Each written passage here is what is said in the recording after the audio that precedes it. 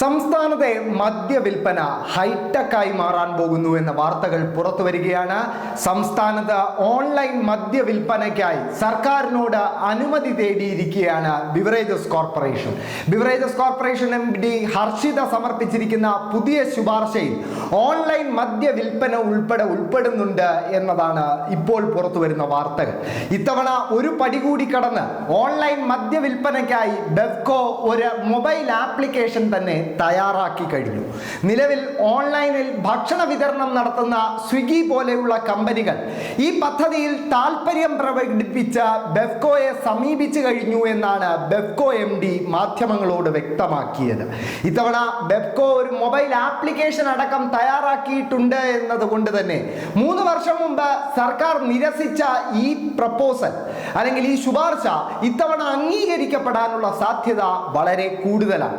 കാരണം ബെവ്കോ ഒരു mobile application തന്നെ ഇതിനായി തയ്യാറാക്കി കഴിഞ്ഞു. അതോടൊപ്പം ഒരു കൂട്ടം നിബന്ധനകളും ഈ ഓൺലൈൻ മദ്യവിൽപ്പനയുമായി ബന്ധപ്പെട്ട് ഉണ്ടാകുമെന്ന് ബെവ്കോ വ്യക്തമാക്കുകയാണ്. അതിൽ ആദ്യത്തേത് 23 വയസ്സ് പിന്നിട്ടവർക്ക് മാത്രമേ ഓൺലൈനിലൂടെ മദ്യം വാങ്ങാൻ സാധിക്കൂ എന്ന കാര്യമാണ്.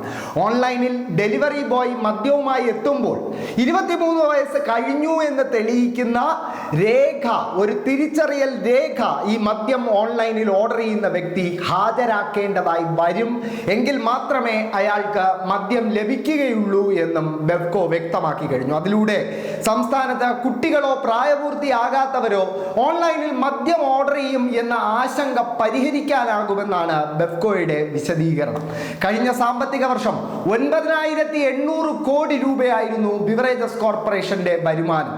അത് ഈ സാമ്പത്തിക വർഷത്തിൽ 12,000 കോടി രൂപയാക്കാൻ നിരവധി ശുപാർശകളാണ് സർക്കാരിന് മുമ്പിൽ ബെവ്കോ സമർപ്പിച്ചിരിക്കുന്നത്. അതിൽ ആദ്യത്തേത് ഓൺലൈൻ മദ്യവിൽപ്പന തന്നെയാണ്. 3 വർഷം മുമ്പും സമാനമായ ഒരു ശുപാർശ ഓൺലൈൻ മദ്യവിൽപ്പനയ്ക്കായി ബെവ്കോ സമർപ്പിച്ചിരുന്നെങ്കിലും അന്ന് സർക്കാർ പല എതിർപ്പുകളെയും തുടർന്ന് അതിൽ നിന്നും പിന്മാറുകയായിരുന്നു. എന്നാൽ ഇത്തവണ കാര്യങ്ങൾ വ്യത്യസ്തമാണ്.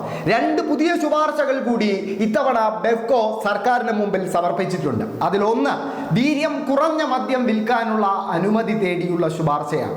മറ്റൊന്ന് വിദേശ നിർമ്മിത ബിയറുകൾ സംസ്ഥാനത്ത് വിൽക്കാൻ അനുവദിക്കണം എന്ന ആവശ്യവുമാണ്. ഈ ആവശ്യങ്ങൾ അംഗീകരിക്കപ്പെടുകയാണെങ്കിൽ ബെവ്കോ എന്ന സർക്കാർ സ്ഥാപനത്തിന്റെ വരുമാനം വലിയ തോതിൽ വർദ്ധിക്കും എന്ന കാര്യം ഉറപ്പാണ്. എന്നാൽ ഈ അവസരത്തിലും സർക്കാർ വളരെ മിതത്വം നിറഞ്ഞൊരു സമീപനമാണ് സ്വീകരിക്കുന്നത്. ഒരു തരത്തിലും അടിച്ചേൽപ്പിക്കപ്പെടുന്ന ഒരു നടപടി ആയിരിക്കില്ല ഇത് എന്ന് എക്സൈസ് വകുപ്പ് മന്ത്രി MB രാജേഷ് വ്യക്തമാക്കുന്നുണ്ട്. പിന്നെ എന്തുകൊണ്ടാണ് സംസ്ഥാന സർക്കാരിന് മറ്റ് സംസ്ഥാനങ്ങളിൽ നടപ്പിലാക്കപ്പെട്ട ഈ പദ്ധതി മുന്നോട്ട് കൊണ്ടുപോകാനുള്ള തടസ്സങ്ങളൊന്നും മന്ത്രി വിശദീകരിക്കുന്നുണ്ട്. നമുക്ക് മന്ത്രിയുടെ വാക്കുകൾ കേട്ട് അവസാനിപ്പിക്കാം. ഞാൻ നേരത്തെ ഒരിക്കൽ പറഞ്ഞു, കേരളത്തിൽ ഇക്കാര്യത്തിൽ കുറച്ച് യാഥാസ്ഥിതികമായിട്ടുള്ളൊരു സമീപനമാണല്ലോ എല്ലാ കാലത്തും പുലർത്തിപ്പോരുന്നത്. മറ്റ് പല കാര്യങ്ങളിലും ഉള്ളതുപോലുള്ള ഒരു യാഥാസ്ഥിതികത്വമോ ഇരട്ടത്താപ്പോ ഒക്കെ പൊതുവിൽ ഇത്തരം കാര്യങ്ങളിൽ പലരും പുലർത്താറുണ്ട്. ഇപ്പം മറ്റ് സംസ്ഥാനങ്ങളിൽ ഇതൊക്കെ നടപ്പാക്കാൻ നേതൃത്വം കൊടുക്കുന്നവർ തന്നെ ഇവിടെ നടപ്പാക്കിയാൽ അനുകൂലിക്കാറില്ല. അപ്പോൾ ഇത്തരം കാര്യത്തിൽ ഒരു അടിച്ചേൽപ്പിക്കുന്ന സമീപനം അല്ലെങ്കിൽ വളരെ നിർബന്ധപൂർവ്വം നടപ്പാക്കുന്നൊരു സമീപനം ഒരു കാലത്തും സർക്കാർ സ്വീകരിച്ചിട്ടില്ല. ഇപ്പോൾ ഡിസ്റ്റിലറിയുടെ കാര്യം നമുക്കെല്ലാവർക്കും അറിയാം. ഡിസ്റ്റിലറി ആരംഭിക്കാൻ തീരുമാനിച്ചപ്പോൾ ഏറ്റവും കൂടുതൽ എതിർത്തത് മറ്റ് സംസ്ഥാനങ്ങളിൽ അധികാരത്തിലിരുന്നുകൊണ്ട് ഡസൻ കണക്കിന് ഡിസ്റ്റിലറികൾക്ക് അനുമതി കൊടുത്ത ആളുകളാണ്. അന്ന് അതൊക്കെ നമ്മൾ വിശദമായിട്ട് ചർച്ച ചെയ്ത കാര്യമായതുകൊണ്ട് ഞാൻ അതിലേക്ക് പോകുന്നില്ല. അപ്പം അത്തരമൊരു ഇരട്ടത്താപ്പ് ഈ വിഷയത്തിൽ എപ്പോഴും സ്വീകരിക്കാറുണ്ട്. അപ്പോൾ അതെല്ലാം കണക്കിലെടുത്തുകൊണ്ടേ സർക്കാർ ഇക്കാര്യത്തിലൊക്കെ തീരുമാനമെടുക്കൂ.